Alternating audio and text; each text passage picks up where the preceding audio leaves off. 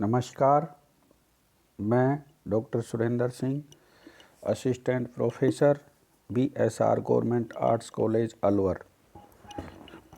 मैं आज आपको BA पार्ट फर्स्ट ईयर के फर्स्ट पेपर के फर्स्ट चैप्टर राजनीति विज्ञान की परिभाषा, क्षेत्र और प्रकृति, परंपरागत दृष्टिकोण में से राजनीति विज्ञान के परंपरागत दृष्टिकोण की विशेषताओं का अध्ययन करवाऊंगा।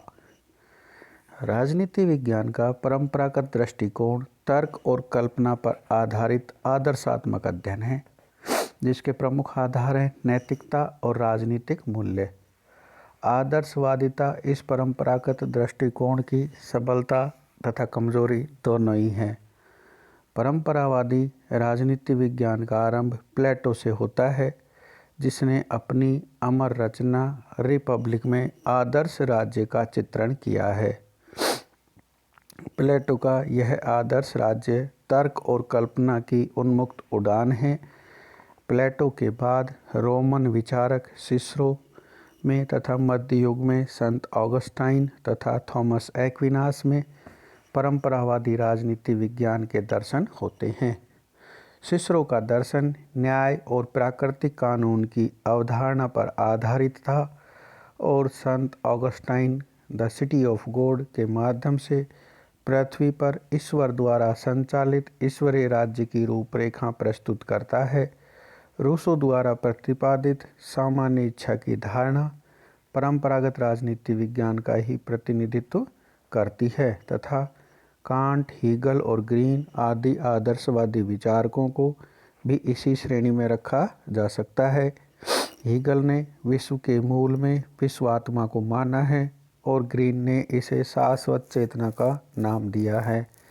Montesquieu, Hobbes, Burke, Barker, Laski आदि कालक्रम की दृष्टि से आधुनिक विचारक भी राजनीति विज्ञान के परंपरागत दृष्टिकोण से ही जुड़े हुए हैं। परंपरावादी दृष्टिकोण की अपनी कमियां रही हैं तथा इसने प्रतिक्रिया के रूप में आधुनिक वैज्ञानिक दृष्टिकोण को जन्म दिया है।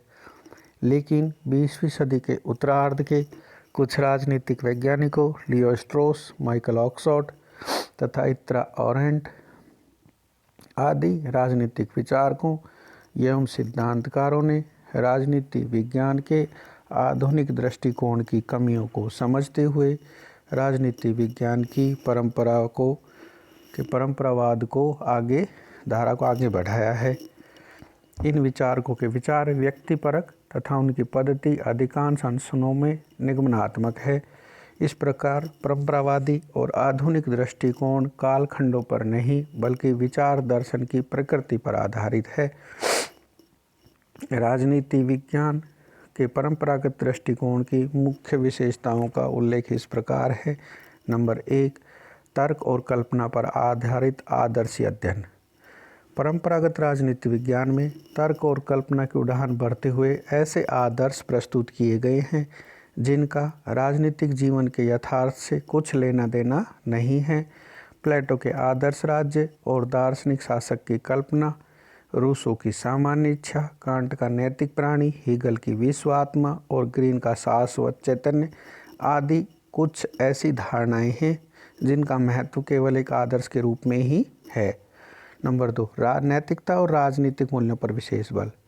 परंपरागत राजनीति विज्ञान की एक मूल्य मान्यता है कि राज्य एक नैतिक संस्था है जिसका उद्देश्य व्यक्ति को नैतिकता के मार्ग पर निरंतर आगे बढ़ाना है। ये मूल्य सापेक्ष अध्ययन है और दार्शनिक एवं वैचारिक दृष्टि से इनका मूल्यों, आदर्शों एवं लक्ष्यों से अविच्छिन्न संबंध है। अधिकांश परंपरागत विचारक आचार शास्त्र और नैतिकता से प्रभावित रहे हैं तथा उनकी मूलभूत धारणा है कि मूल्यों से अलग हटकर राजनीति पर विचार नहीं किया जा सकता।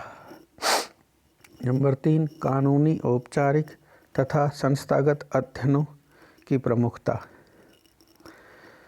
परंपरागत राजनीति विज्ञान में प्रमुखतया राजनीतिक एवं सरकारी संस्थाओं का ही अध्ययन किया जाता रहा तथा राजनीतिक प्रक्रिया एवं राजनीति के प्रेरक तत्वों आदि का जैसा अध्ययन किया जाना चाहिए था नहीं किया गया।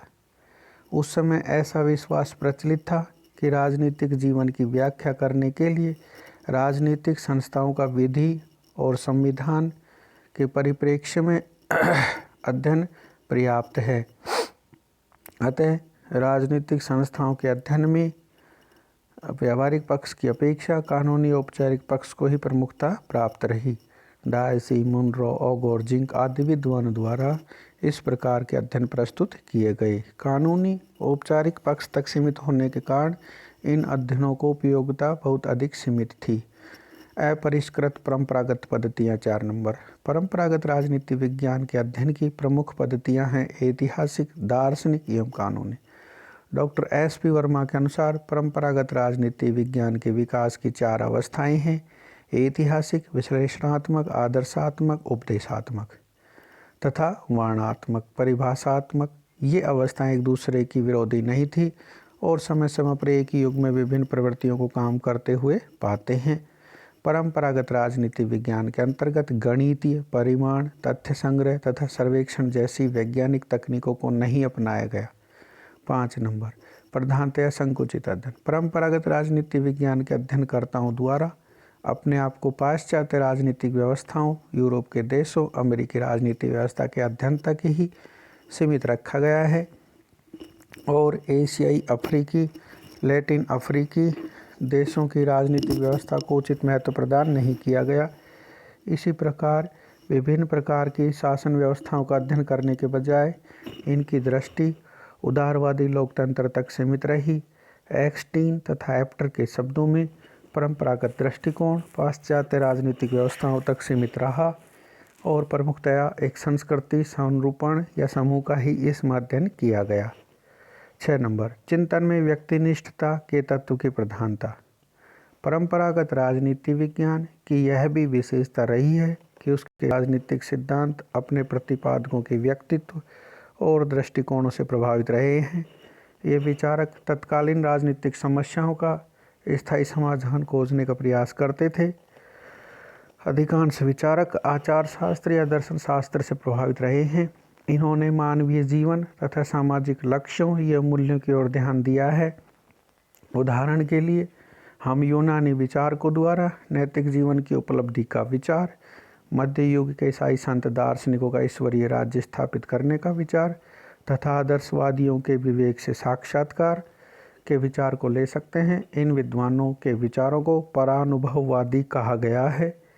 उनके विचार व्यक्तिपरक हैं और उनकी चिंतन प्रणाली निगमनात्मक। धन्यवाद।